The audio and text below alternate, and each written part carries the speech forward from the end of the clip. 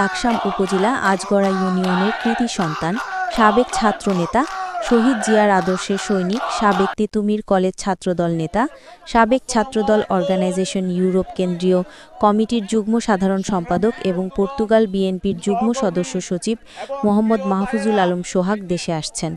তাই লাকসামের সর্বস্তরের জনগণ এবং বিএনপি পরিবারের পক্ষ থেকে মোহাম্মদ মাহফুজুল আলম সোহাগকে স্বাধীন বাংলাদেশে লাকসামের মাটিতে বরণ করে নেওয়ার প্রস্তুত করছেন যুবদল নেতা সাইমন রহমান রকি ও অ্যাডভোকেট মোহাম্মদ আরিফ হোসেন সৈকত, সাবেক সাধারণ সম্পাদক নবাব ফয়জুন্নেসা, কলেজ ছাত্রদল, প্রতিষ্ঠাতার পরিচালক জংশন ক্রিকেট একাডেমি ও ছাত্রদল যুবদলের নেতৃবৃন্দ।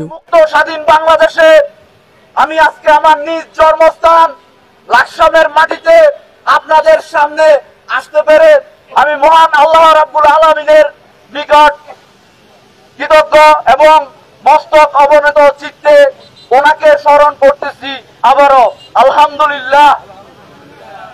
কিছু কথা বলার আগে আমি গভীর শ্রদ্ধার সাথে স্মরণ করতে চাই 52-এর ভাষা আন্দোলন থেকে শুরু করে সেই 1969-এর গণ অভ্যুত্থান, 1971 সালের মহান মুক্তিযুদ্ধ, 90-এর স্বৈরাচার জনতার গণ অভ্যুত্থানে যারা শহীদ হয়েছেন তাদের আত্মার প্রতি আমি তাদের আত্মার মাগফিরাত কামনা করি।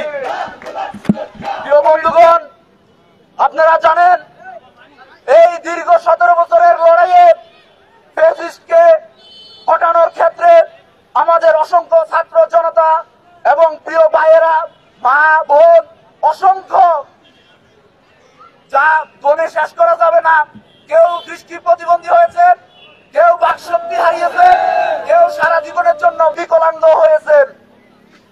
তাই আমি তাদের প্রতি বিশেষ শ্রদ্ধা জানাই এবং তাদেরকে নিয়ে গর্ববোধ করি, যেটা আপনারাও করেন।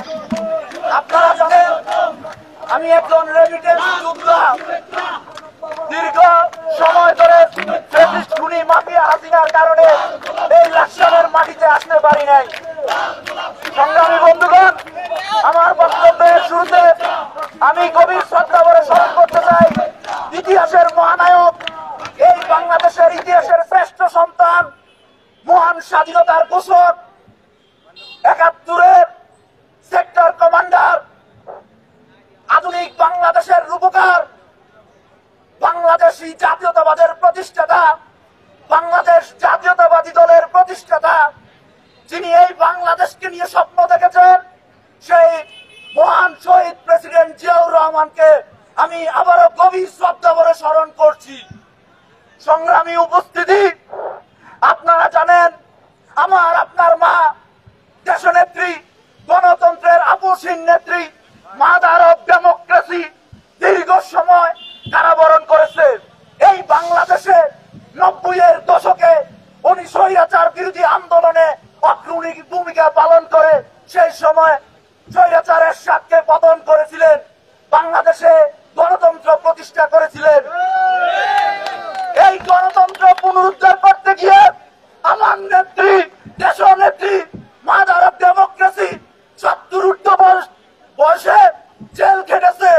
সেখানে আমার এবং আপনাদের ত্যাগ একেবারে ন্যূনতম।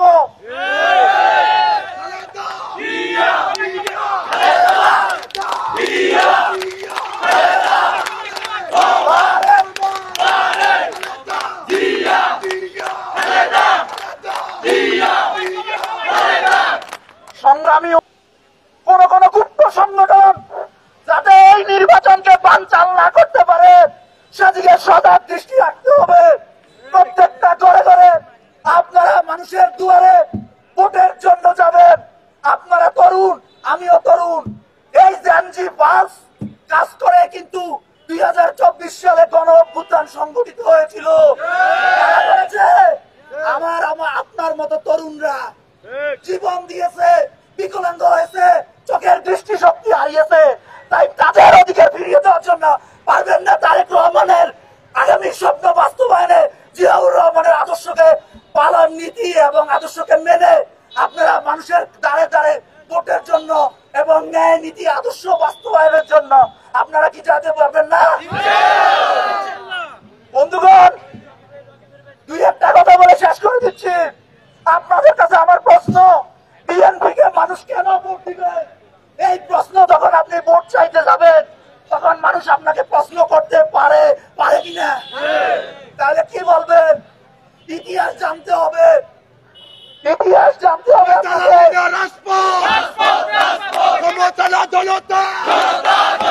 দিয়েছি তো রক্ত, রক্তের বন্যা, রক্তের বন্যা, ক্ষমতালা জনতা, দিয়েছি তো রক্ত, রক্তের বন্যা, বসে যাবে অন্যায়। বন্ধুগণ, শহীদ প্রেসিডেন্ট জিয়াউর রহমান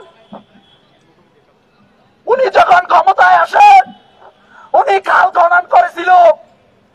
উনি প্রথম প্রবাসী শ্রমিক পাঠানোর ব্যবস্থা করেছিল।